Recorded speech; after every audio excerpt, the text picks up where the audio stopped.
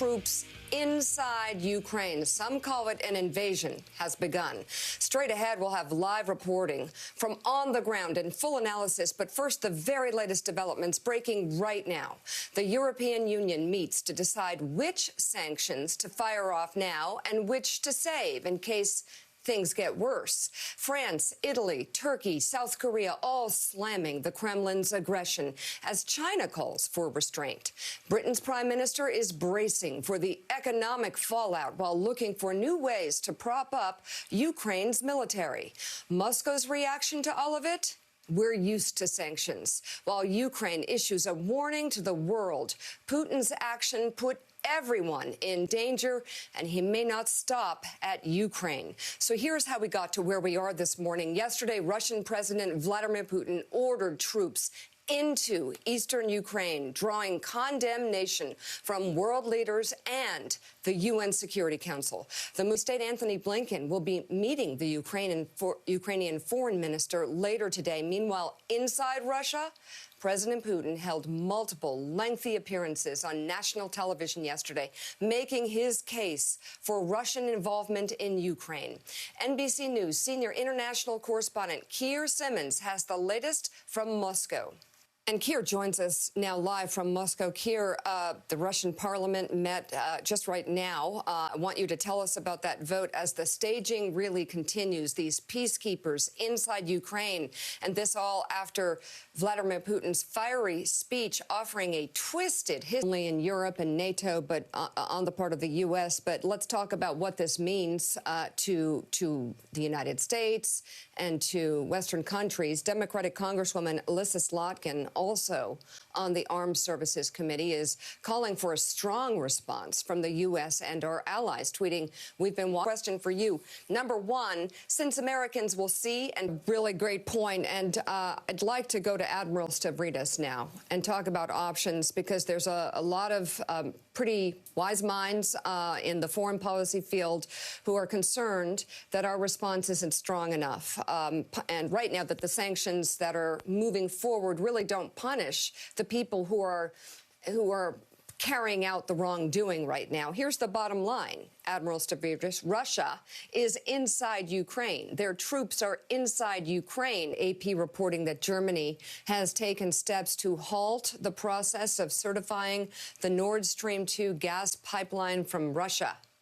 Chancellor Olaf Scholz told reporters in Berlin that his government was taking the measure in response to Moscow's actions in Ukraine. The pipeline bringing natural gas from Russia to Germany has long been criticized by the U.S. and some European countries who argue that it increases Europe's reliance on Russian energy supplies, which makes this entire situation, if Russia moves forward. Thoughts from you. Listening to Keir, it seems that Putin has more cards to play, and I'm wondering if every minute that goes by that there isn't a strong response to what is happening right now, is Vladimir Putin feeling more? On Morning Joe, we'll be covering the latest development.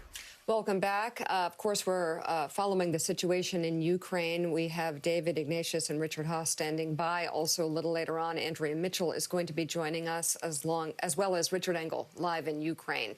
But let's get to some of the other headlines making news this morning. Several new studies say it could be months or even years before most people need an additional COVID booster shot. Studies and a decline in COVID infections could lead the CDC to roll back national masking guidance this week. In states like California and New York, there is pressure to remove masks in schools, despite low vaccination rates among children. NBC News correspondent Miguel Almaguer has the details. The latest COVID-19 surge continues to slow. A new survey among American healthcare workers found 52, to hear it from the healthcare workers themselves, but also they're fascinating, this poll that you can find in USA Today, because This is the biggest argument for vaccine mandate, along with the CDC. Coming up, a closer look at the Ukrainian president. Union meets to decide which sanctions to fire off now and which to save in case things get worse. France, Italy, Turkey, South Korea all slamming the Kremlin's aggression as China calls for restraint. Britain's prime minister is bracing for the economic fallout while looking for new ways to prop up Ukraine's military. The AP reports Germany has taken steps to halt the process of certifying the Nord Stream 2 gas pipeline from Russia. Chancellor Olaf Scholz told reporters in Berlin just in the past hour that his government was taking the measure in response to Moscow's actions in Ukraine, these so-called peacekeeping troops that are inside Ukraine right now. Also hitting the wires from the AP, Russia says its recognition of independence of those areas in East Ukraine extends to territory now held by Ukrainian forces.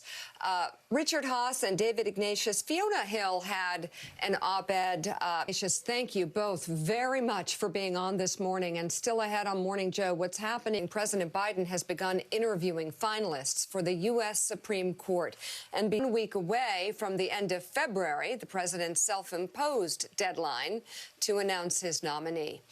New research suggests that stand-your-ground laws may lead to hundreds of additional homicides every year in the U.S. And it's getting even more expensive to pay for the roof over your head as rent prices across the country continue to hit new highs. Median rent in the surge. Coming up, Vladimir Putin said, Joe, it is Tuesday, February 22nd. Let's dive right back into the major escalation in Eastern Europe by Vladimir Putin, declaring that Russia is recognizing the independence of two separatist enclaves in Ukraine. The Russian president also announced he's sending troops into those regions. NBC's News chief foreign correspondent Richard Engel is in Ukraine with more. Let's bring in staff writer at The Atlantic and us in its latest editorial entitled Cracks in. Ultimately, Ukraine will have to act alone. Tell us why and also what choices, what options, what problem this creates for President Biden. To a dictator. Does the Wall Street Journal, Richard, have a point there? Some on the right are criticizing or really using this as an opportunity to point out that Russia did not invade or threaten Ukraine during the Trump presidency, but has in other presidencies. Lieutenant Colonel and former European Director of the National Security Council, Alexander Vindman, backs up, in the next days and weeks, whether he plans to drag this out or whether he plans a dramatic, full-scale, brutal invasion. I don't know which is worse in terms of options for the White House. I want to talk to Ann and Richard specifically about President Zelensky. And 22 past the hour as we cover the breaking news this morning. We want to take a closer look at the leader of Ukraine, Ukrainian journalist and editor. So we want to pause right now and hear directly from the White House. Standing by now is the deputy. I'll start out by asking what is the latest information that you can share with us about this situation? Of course, there's been disagreement overnight over whether or not an actual invasion has occurred. Has the calculus changed inside the White House? Knowing his history, I don't think his ego could sustain diplomacy at this point. Putin today, the criticism so far has been that sanctions right now are impacting regions in Ukraine. They may be the separatist regions, but they're not very direct toward Vladimir Putin. Will we be hearing from the president significant action today? Russia has already done that, so they're going to have to answer some questions there. NBC's Carol Lee, always good to see you. Thank you for your reporting this morning. Coming up, NBC's chief foreign affairs correspondent Andrea Mitchell joins us with her reporting. And chief foreign correspondent Richard Engel joins us live from Ukraine.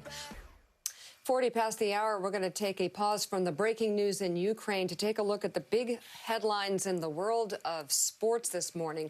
Michigan men's basketball coach Juwan Howard has been suspended 5 games, the remainder of the regular season, and fined.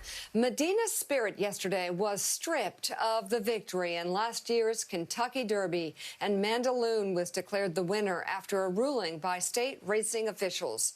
The owners and the Players Association resumed yesterday in hopes of striking a deal that will preserve opening day. The two sides met. Well, there'll be an opening day. It's just not clear it's going to be on March 31st. So I'd also say, Mika, look, there was a little bit of progress yesterday, a little bit of movement. Still got a long ways to go. Shockingly enough, it's about money. What's going on here at Morning Joe? He's desperate to be the golf correspondent, Alex. Just give it to him, okay? Important news this morning, by the way, concerning equal pay in the sports world. Dozens of members. Elise, this is a big moment. I mean, Mika, can you believe that it took the year 2022 for equal pay? Yeah, I can believe it took this long, which is why I appreciate them not giving up on knowing their value. Up next, if you're having a hard time understanding what is going on in Ukraine or why it is important, our next video is for you. Morning Joe is coming right back. 49 past the hour, we've been covering the breaking news of Russia's advancement into Ukraine. Member of the Senate Foreign Relations Committee, Senator Chris Murphy, tweeted that it's, quote, tempting to view Putin as some world-dominating mastermind. But that's not what's happening, and he has this very helpful explanation of the increasingly complicated Russia-Ukraine crisis. Senator Chris Murphy. Gene Robinson, the senator definitely poses an interesting question in terms of how Putin is holding all the cards here. And also, what do you expect to hear from the White House today? Vladimir Putin's attempts to reshape a global order that has been in place for decades. President, it is 8 o'clock on the East Coast, top of the hour. Welcome back to Morning Joe. That was Deputy National Security Advisor John Feiner on our show moments ago, making some news that new sanctions targeting Russia are just hours away. He signaled potential action at the UN, also with details expected in the coming hours. British Prime Minister Boris Johnson just announced sanctions on 5 Russian banks.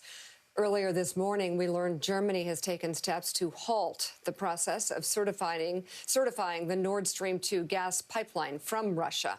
It's all pegged to Russia's flagrant new escalation in Ukraine, where troops are now crossing the border into areas of a European nation effectively claimed by Russia.